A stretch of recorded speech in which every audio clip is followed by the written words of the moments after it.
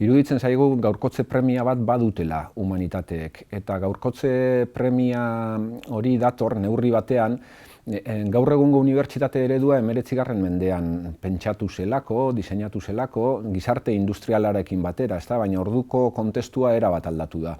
Orduan, bi aldagai ikusten ditugu behintzat, sartu beharko liratekenak edo oso aintzat hartu beharko liratekenak humanitateen kurrikulumetan. Batetik aldagai globala edo mundu globalizatua bizi dugu, mundu globalizatu interkonektatua, eta bigarrenik mundu digitala.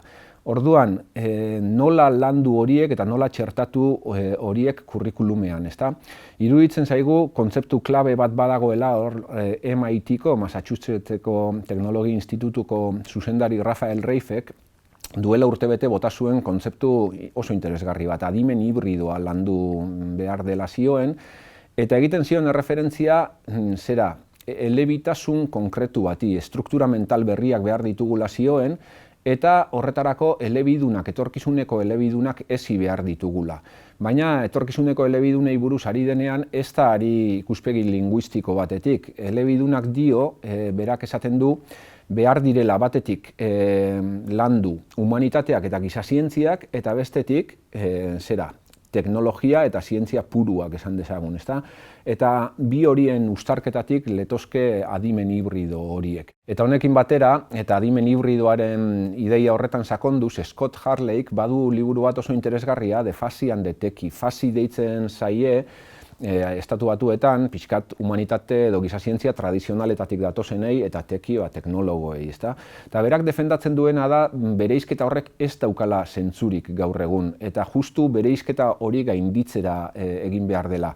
Eta hain zuzen ere, teknologiari giza zientzien eta humanitateen ekarpen onena egiten asmatu eskero, hor dagoela benetako indarra. Eta adibide modura jartzen du, adibidez, hainbat enpresa teknologikotako buruak eta sortzaileak, eman dezagun PayPal, eman dezagun Airbnb edo eman dezagun LinkedIn, horien sortzaileak ez datoz mundu teknologikotik, dira fasiak, dira humanitateetatik edo giza zientzietatik datorren jendea eta gizartearen premiak eta gizartea bera oso ondo irakurtzen dakien jendea. Eta hortaz, humanitateek oso aintzat hartu beharko lukete, iruditzen zaigu, kontzeptu hori adimen hibridoarena eta bi adimen hibridoaren alde banatan dauden bi elementu horiek uztartzearen ideia.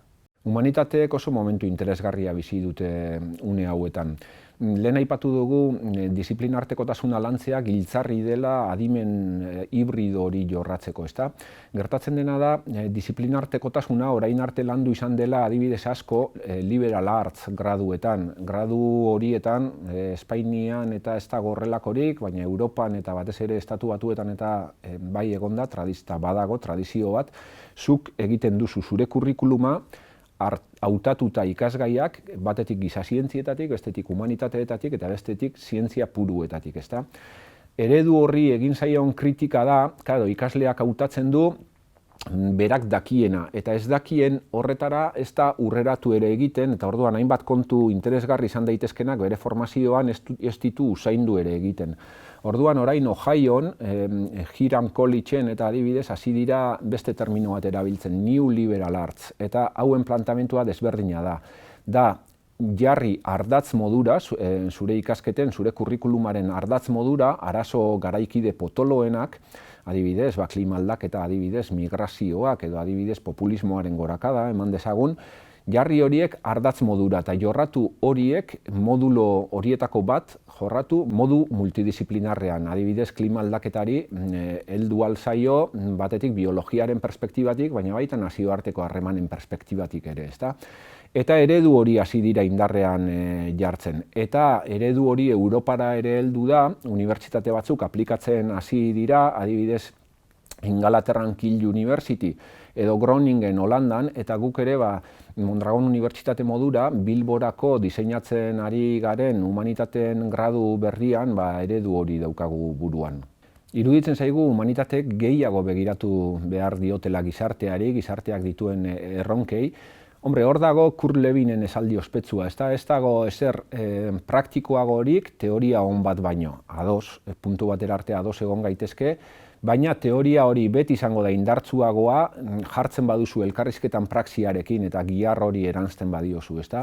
Eta iruditzen zaigu hortik jo behar dela. Ja hori apuntatzen zuen Liz Coleemanek, Bennington Collegeko zuzendariak, krisiak estanda egin berritan, 2009an, eta ja esan zuen hark, jarri behar ditugu gaur egungo arazo nagusiak kurrikulumaren bizkarrezur modura eta horrek emango digu bizi indarra, horrek emango die bizi indarra gure ikasketei. Eta iruditzen zaigu hori dela norabidea. Azken boladan asko entzuten den kontuetako bat da humanitateen ahalmen eraldatzailea azpimarratu behar dela, ezta? Katalunian adibidez, Humanidades en Acción proiektua indar handia hartzen ari da eta bere aula oberta programa horren funtsa da elkarrizketan jartzea pentsalariak batetik euren marfilezko dorretik bajatzea eta herritarrekin sinergiak eta iritziak trukatzea, eta sinergiak bilatzea. Horren bidez bilatzen dutena da Humanidades Zerotik, Humanidades Zero deitzen die Marina Garcesek, pixkat humanitate irrelevanteei, pixkat kutxa batean dotore gordeta dauden humanitateei, errealitatearekin harremanik ez dutenei, horietatik, Humanidades Zero horietatik, Humanidades en Transicionera bidea egitea, apurka eguneroko arazoei eta heltzea eta erantzunak emateko loitzen hastea. Eta iruditzen zait ez dela ideia berri bat, lehendik ere action research edo ekintza ikerketa moduko paradigmak badaude, paradigma horien muinean dago arazoak, gizartearen arazoak lokalizatzea eta gizarte arazo horietan inplikatuta dauden taldeekin eskuz esku eurekin batera lan egitea eta bidea egitea, eta aurrera begira ere uste dut ipar eta norabide oso interesgarri bat markatzen digula. Aurrera begira iruditzen zait humanitateek 3 ildo aintzat hartu beharrekoak izan ditzaketela. Batetik, agerikoa da, geroz eta agerikoagoa, zibilizazio krisi bat bizi dugula. Aberastasunaren banaketa erabat desorekatua, migrazio krisiak, horrez gain klima aldaketa, garapen ereduaren beraren krisia eta zer esanik ez, azken boladan ikusten ari garen populismoen gorakada, hori guztia hor dago eta horri guztiari erantzun egin behar zaio. Eta horregatik, iruditzen zaigu, geroz eta premiazkoago direla humanitateak, bai herritartasuna eta zibikotasuna lantzeko, bai geroz eta bizimodu duinago batzuetara bidean lan egiteko. Bigarrenik, badago beste arlo bat humanitateek bai ala bai presente egon behar dutena, eta hori da, datuen gizarte honetan, iraultza teknodigital bete-betean murgilduta gaude, eta adibidez, Txinan eta Indian identifikazio biometrikoekin jo eta ke dabiltza, burmuin jakeatzen ere esperimentatzen ari dira hainbat lekutan, eta hor galdera etiko oso potoloak sortzen dira, ezta? Noraino bai genoma edizioan, noraino ez,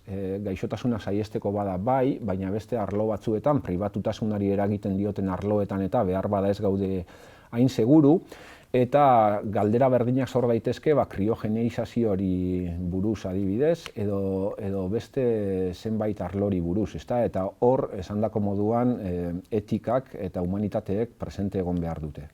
Eta hirugarren ildoaren atea zabaltzeko edo Luciano Floridiren on-life kontzeptua aipatuko nuke. Berak deitzen dio, esaten du, ez daukala zentzurik, lehen esaten zen moduan online eta offline banaketa horrek, ezta? Gaur egun dena dela on-life, ezta? Bizitza konektatuta ematen dugula, teknologia inkorporatuta da gramaguia eta ja teknologia gara. Horrek zer esan nahi du, besteak beste gogoeta bat eskatzen du, guk geuk marka diezaiogun bidea eta pausoa teknologiari eta ez alderantziz, ez gaitezen izan gu geu arrastaka gabiltzanak teknologiaren atzetik. Eta horren hildotik, geroz eta zentro gehiago eta ikergune gehiago eta sortzen ari dira, adibidez, etortzen zait burura, Center for Human Technology ikergunea eta haren Time Well Spent proiektua, eta ari dira saiatzen horretan, zer egin dezakegu teknologia gure menpe egon dadin, teknologia gure zerbitzuko egon dadin, eta uste dut guk ere hemen erreflexio hori pendiente daukagula.